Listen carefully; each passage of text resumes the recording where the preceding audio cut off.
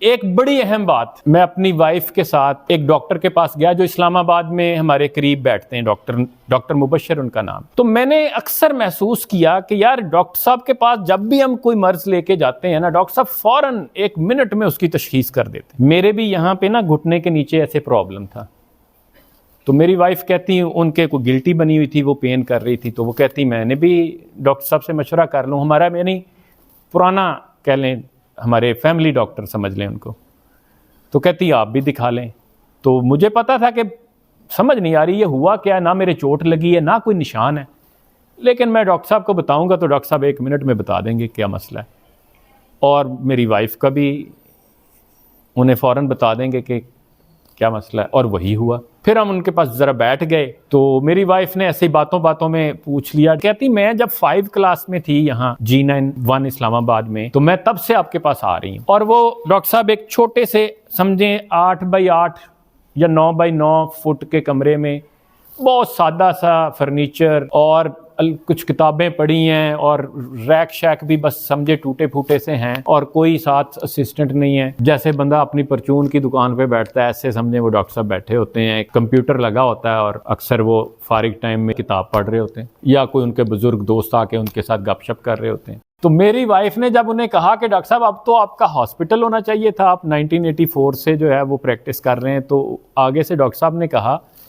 कि मैं असल में इंजेक्शन नहीं ना लगाता जो हमारे मुआशरे के बहुत सारे डॉक्टर्स झूठे इंजेक्शन लगा देते हैं, या आप कहते हैं खाम खा में प्रेस्क्राइब कर देंगे मेडिसन, या टेस्ट लिख देंगे, या इंजेक्शन खाम खा ताकत के और फलां, मतलब जो कुछ हो रहा है वो आप तो मेरा ख्याल मुझसे बेहतर समझते होंगे। तो वो कहते हैं मैं इंजेक्शन नहीं ना लगाता। तो मैंने डॉक्टर साहब को कहा डॉक्टर साहब मैंने एक तो आप में दरवेशी देखी है, और दूसरा मैंने आप में बसीरत देखी है कि अल्लाह ने अब ऐसी आपको बसीरत दी है कि कोई बंदा आता है वो मर्ज जो ही बताता है मुझे ये कोई दर्द हो रहा है फलां जगह हो रहा है, आप फौरन पहुंच जाते हैं कि जी ये मसला है जी। तो मैंने कहा ये इसका मतलब है कि रिज़्क़ हलाल से आई। मैंने कहा डॉक्टर साहब मुझे ये बताएं, ये जो किरदार आपका बना है, ये जो इंटेग्रिटी है, ये जो ईमानदारी है, और ये जो खुदा खौफी है, और ये जो दुनिया से बेइतनाई है, यानी दुनिया के पीछे नहीं आप लगे हुए कि सारे लोग आलीशान कोठियों में बनाने में लगे हैं और आपको ये है कि बस ठीक है यार ऐसे, ये कहां से आया? तो फिर उन्होंने अपने वालिद की एक बात सुनाई। उन्होंने कहा मेरे वालिद मिनिस्ट्री ऑफ इंटीरियर में सेक्शन ऑफिसर थे, और उनके पास एक बहुत अहम शोबा था, डेस्क था, और वो ये था कि उनके पास मुख्तलिफ केसेस आते, और उन्होंने ये फैसला करना होता था कि इनमें से किन केसेस को मैंने FIA को रेफर करना है।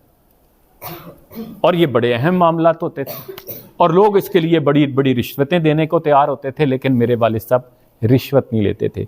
तो कहते मैं जवान था, डॉक्टर बन रहा था, तो मैंने अक्सर कहना अब्बू मुझे गाड़ी लेके दें, गाड़ी लेके दें, मोटरसाइकिल, सब ने गाड़ियाँ ले ली, मेरे पास गाड़ी नहीं है। तो एक दिन ऐसे ही वो बैठे थे, तो मैंने गुस्से में कह दिया कि अब्बू मुझे गाड़ी क्यों नहीं लेके देते। आगे से जो उन्होंने अल्फाज किया, मैं कोट अनकोट करता हूँ, ये अल्फाज मुझे अच्छा तो नहीं लग रहा मैं बेटियों के सामने बोलूँ, लेकिन आपकी अंडरस्टैंडिंग के लिए और समझाने के लिए कि वो अल्फाज क्या थे, जिसके डॉक्टर साहब कहते जिसे सुन के मेरे पसीना आ गया, और उसके बाद मैंने कभी उन्हें दोबारा ये नहीं कहा कि मुझे गाड़ी लेके। तो कहते मेरे वालिद ने ये कहा कि बेटा पैसा तो कंजरों के पास भी बहुत होता है, तुम ये चाहते हो कि लोग तुम्हारे बाप को कंजर कहें? तो कहते मैंने कहा नहीं, मैं कभी ये नहीं चाहूँगा। तो उन्होंने कहा बेटा फिर मुझे रिज़्क़ हलाल कमाने दो, और उनका इनाम भी मिला है उन्हें। उसका इनाम क्या मिला?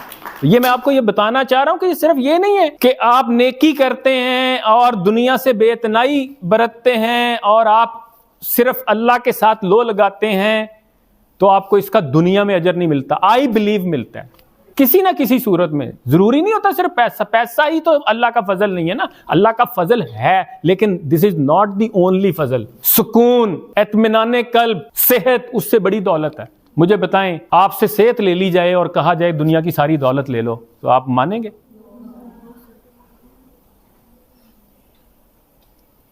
तो डॉक्टर साहब कहते मेरा अब एक बेटा एंग्रो में जॉब करता है, आजकल वो एक कोर्स करने अपने इदारे की तरफ से जर्मनी गया हुआ है। और फिर उन्होंने उसकी तस्वीर दिखाई, माशाल्लाह बड़ा हैंडसम बेटा उनका। दूसरा बेटा अमेज़न में काम कर रहा है, वो अमेरिका में है। तीसरा बेटा कॉमसेट्स में आर्किटेक्ट बन रहा है, वो फाइनल सेमेस्टर में है। 2 बेटियां हैं, दोनों शादीशुदा हैं और अपने घर में खुश हैं। कहते मुझे और क्या चाहिए। मेरा जब एक बेटा था अल्लाह ने एक आमदन रखी हुई थी, बेटा हुआ आमदन बढ़ गई, 2 बेटे हुए आमदन और बढ़ गई, तीसरा बच्चा हुआ अल्लाह ने उस हिसाब से आमदन बढ़ा दी। कहता मैं तो ये देखता रहा हूं, मुझे कभी मांगना नहीं पड़ा, मुझे किसी और आजमाइश में नहीं डाला। अल्टीमेटली तो यही होता है ना कि यार हम बच्चों को पढ़ा लें और बच्चे अच्छी जगहों पे चले जाएं, माँ बाप यही चाह रहे होते हैं ना। लेकिन जो हराम खाते हैं उनका पता क्या बनता है, वो बच्चे भी रुल जाते हैं और बड़ी बड़ी दौलतें वो सब बिक जाती हैं। एक स्लोगन आपको दे रहा हूं, याद रखिएगा स्लोगन, जो खा गए वो उड़ा गए, जो खा गए, बोले जरा, वो जो खा गए, जो जोड़ गए वो छोड़ गए, जो जोड़ गए, जो खाते हैं वो तो उड़ जाता है, खत्म हो गया ना। जो खा लिया वो, जो खा गए वो उड़ा गए, जो जोड़ गए, जोड़ जोड़ के रखते हैं, वो किनके काम आता है, पीछे वालों के, मेरे अपने काम तो नहीं आता। जो जोड़ गए वो छोड़ गए, जो दे गए वो ले गए, जो दे जाएंगे असल में वो आपके काम आएगा। तो आपने क्या देना है, आपने खैर बांटनी है, आपने नेकी बांटनी है, आपने खुश इखलाकी बांटनी है, आपने हलाल खाना है, आपने दुआएं समेटनी है,